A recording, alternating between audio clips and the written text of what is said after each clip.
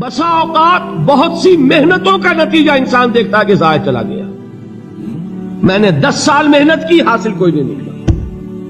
یہ ثمرات کیا ہیں؟ محنتیں، محنتوں کے ثمرات کا ضیاع.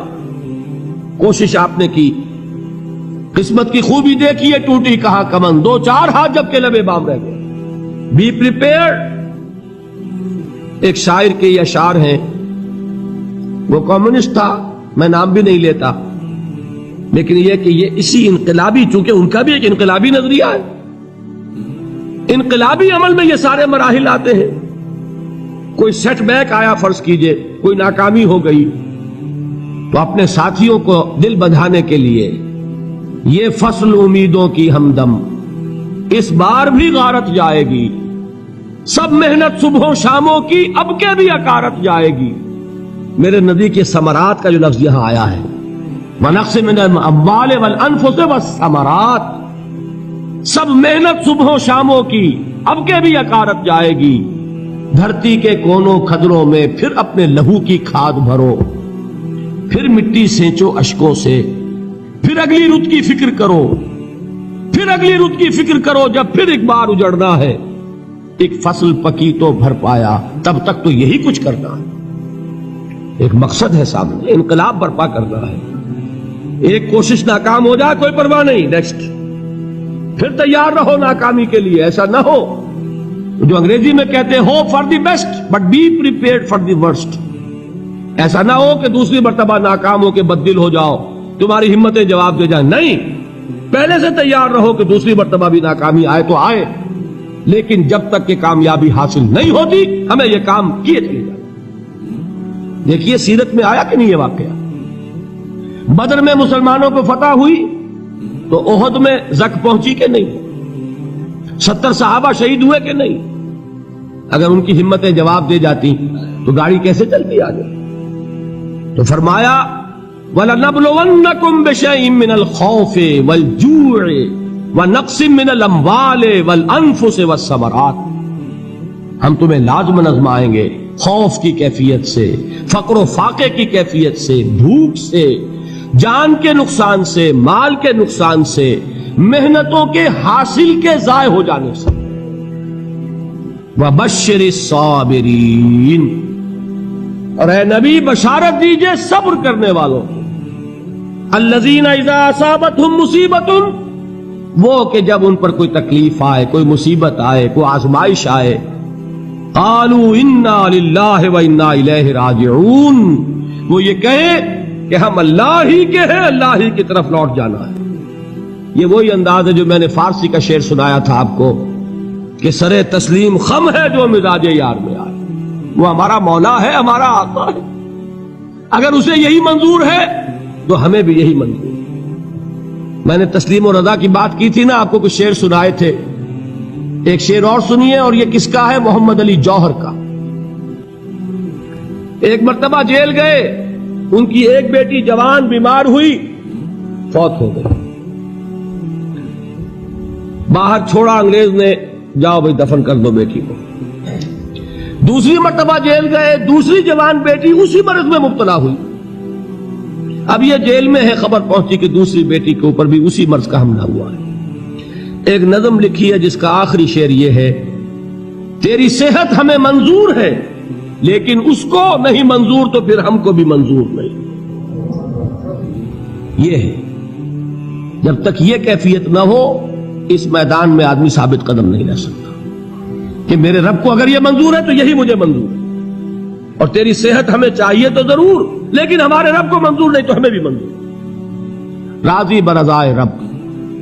وَبَشِّرِ الصَّابِرِينَ الَّذِينَ إِذَا أَصَابَتْهُمْ مُصِيبَةٌ قَالُوا إِنَّا لِلَّهِ وَإِنَّا إِلَيْهِ رَاجِعُونَ. نہ شود نصیب دشمن کے شود ہلاک تیغت، سر دوستہ سلامت کے تو خنجر آزمائے. اولئک علیہم صلوات من ربہم ورحمہ، یہی ہے وہ لوگ جن پر ان کے رب کی طرف سے عنایتیں ہیں اور رحمتیں ہیں.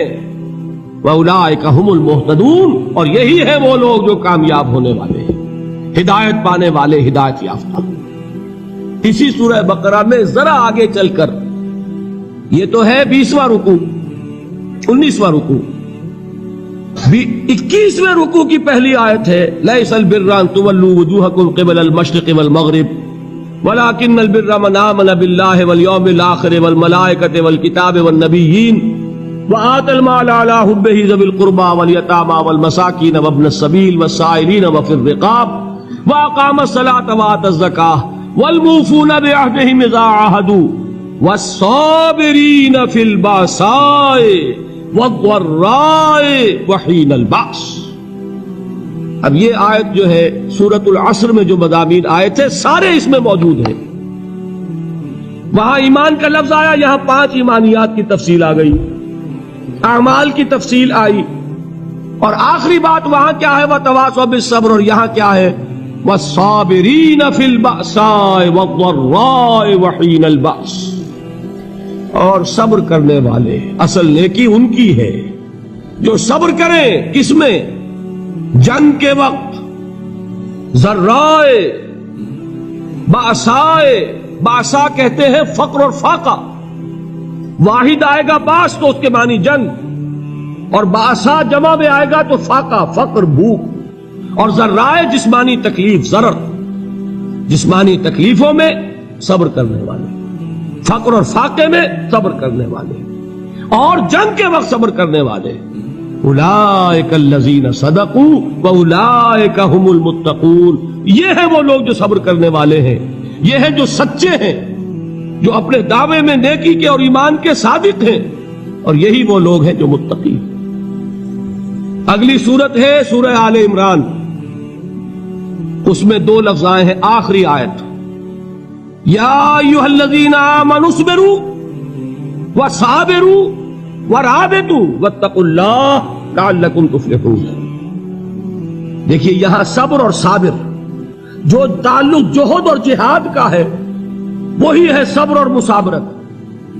صبر ایک طرفہ عمل ہے، آپ جھیل رہے ہیں، برداشت کر رہے ہیں، صبر علی المعصیہ، صبر علی الطاعہ، صبر علی الابتلاء، یہ سب کیا ہے؟ صبر۔ اور مصابرت کیا ہے؟ صبر کا صبر سے مقابلہ۔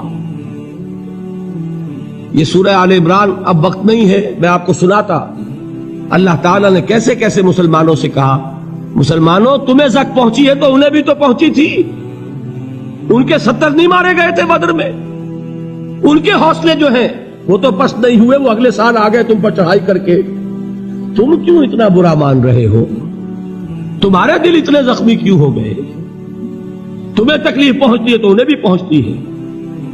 اپنی غیرت جو ہے ہمیں ذرا اس کا جائزہ لینا چاہیے۔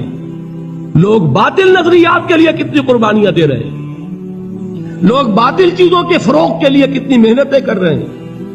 جیسا کہ میں نے ابھی کہا تھا، اسی غیرت کو چیلنج کرنے کے لیے، ذرا آپ کی حمیت دینی کو جوش دلانے کے لیے، قادیانی نوجوان کتنی تعداد میں اپنے آپ کو دین کے لیے وقف کرتا ہے، اور آپ کتنے نوجوان ہیں جو اپنے آپ کو دین کے لیے وقف کرتے ہیں، اور ہوں وہ کھاتے پیتے گھرانوں کے لوگ۔ یہ نہیں ہے کہ اگر کوئی اور کام نہیں کر سکتا تو پھر یہ ہے کہ وہ دین کے کام میں لگ جائے۔ باصلاحیت لوگ، کھاتے پیتے لوگ، ذہنی استعداد رکھنے والے لوگ، اونچے گھرانوں کے لوگ، وہ وقف کریں اپنے آپ کو دین کے لیے۔ اس کے بغیر کیسے باہر آ جائے گی، کیسے رونق آ جائے گی؟ تو دنیا میں باطل نظریات والے جو ہیں، یہ بات کہی گئی ہے، مسلمانوں تم اگر توحید کے لیے لڑ رہے ہو، دیکھتے نہیں ابو جہل کو، اس نے گردن کٹوائی ہے شرک کے لیے، شرک کے لیے گردن کٹوائے، اور تم توحید کے لیے گردن کٹوانے کو تیار نہ ہو۔ اس نے گردن کٹوائی کہ نہیں کٹوائی؟ اور کس طرح کٹوائی ہے؟ کیونکہ بڑا متکبر قسم کا، فرعون قسم کا شخص تھا، جب گردن کاٹنے لگے تو کہتا ہے ذرا نیچے سے کاٹنا، تاکہ جب تم نیزے کے اوپر چڑھاؤ میرے سر کو تو اونچا نظر آئے، معلوم ہو سردار کا سر۔ وہ بدبخت مرتے ہوئے بھی جو اس کی کیفیت تھی نا، اس کو ذہن میں رکھیے۔ تو یہ اس لوگوں نے قربانیاں دی، جانیں دی، تو فرمایا اگر تم ان سے زیادہ قربانی نہیں دو گے، یہ جو نوٹ کر لیجئے اس کو، مجرد اگر حق کو غالب کرنا اللہ کے ذمے ہو تو آنے واحد میں غالب کر دے گا، تمہیں تکلیف ہی دینے کی ضرورت نہیں۔ سمجھ رہے؟ کیا اللہ کے مقابلے میں کوئی باطل کی طاقت ٹھہر سکتی ہے؟ یہ تمہارے ایمان کا امتحان ہے، یہ تمہارے خلوص کی آزمائش ہے، یہ تمہارے امتحان کا ثبوت درکار ہے کہ اللہ تعالیٰ دیکھنا چاہتا ہے تم اس کے لیے اپنی جانیں قربان کرنے کو تیار ہو کہ نہیں، تم اس کے لیے تن من دن لگانے کو تیار ہو کہ نہیں۔ اور یہ جان لو کہ اگر کفار اور مشرکین اور ملحدین اور باطل نظریات والے وہ جو کچھ قربانیاں اپنے باطل نظریات کے لیے دے رہے ہیں ان سے زیادہ اگر تم نہیں دو گے تو حق غالب نہیں ہوگا۔ انہوں نے جو صبر کیا ہے اپنے باطل نظریات پر، اگر تم اس سے زیادہ صبر کا ثبوت نہیں دو گے اپنے اس حق پر تو حق غالب نہیں ہوگا۔ اس لیے فرمایا یا ایھا الذین آمنوا اصبروا وصابروا، نہ صرف یہ کہ صبر کرو بلکہ صبر میں اپنے دشمنوں سے آگے نکلو، ان کے صبر سے بڑھ کر صبر کرو۔ وَرَابِطُوا، مرابطہ کہتے ہیں چوکس رہنا، ہوشیار، پہرا دو، ایسا نہ ہو کہ دشمن جو ہے غفلت میں تمہارے اوپر کوئی حملہ جو ہے کر بیٹھے۔ وَاتَّقُوا اللَّهَ، اور اللہ کا تقوی اختیار کرو، لعلکم تفلحون، تاکہ تم فلاح پاؤ۔